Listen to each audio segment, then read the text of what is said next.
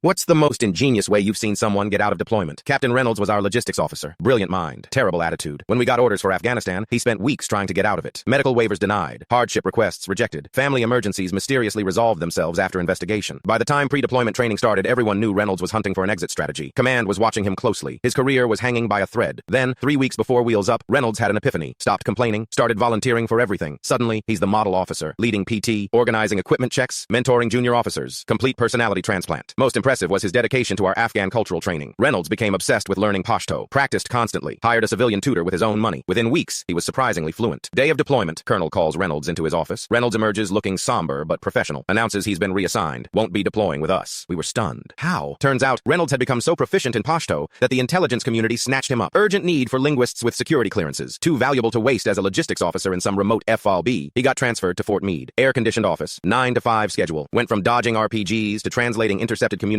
while sipping Starbucks. The kicker? Reynolds actually hated his new assignment. Mind-numbing translation work. Stuck in a windowless skiff. Mandatory overtime during operations. No field time. No command opportunities. By month 3, he was begging to deploy. His career stalled while the rest of us were racking up combat experience and decorations. He'd effectively removed himself from the promotion track. We came back after 12 months with combat patches, awards, and stories. Reynolds got carpal tunnel syndrome and a certificate of achievement from the NSA. 2 years later, I ran into him at the Pentagon. Still a captain while most of us had promoted. Still translating documents. Still regretting his brilliant escape. Should have just deployed, he told me over coffee. At least it would have been over by now. Reynolds eventually got out. Joined the State Department as a translator. Last I heard, they stationed him in Afghanistan anyway. Life's got a sense of humor like that. The moral? Sometimes avoiding hardship just creates a different kind. And sometimes the clever way out is actually the long way around. Command still uses Reynolds as a cautionary tale during pre-deployment briefs. Don't Reynolds yourself became our unit slang for outsmarting yourself. But I've got to admit, it was genius. Reynolds wanted out of deployment so badly, he accidentally made himself indispensable to the entire war effort. Created a prison of his own expertise. Our battalion commander put it best. Reynolds didn't want to play the game, so he changed the rules. Then discovered he'd invented a worse game with no end. Just goes to show deployment is temporary. But the skills you develop to avoid it might follow you forever.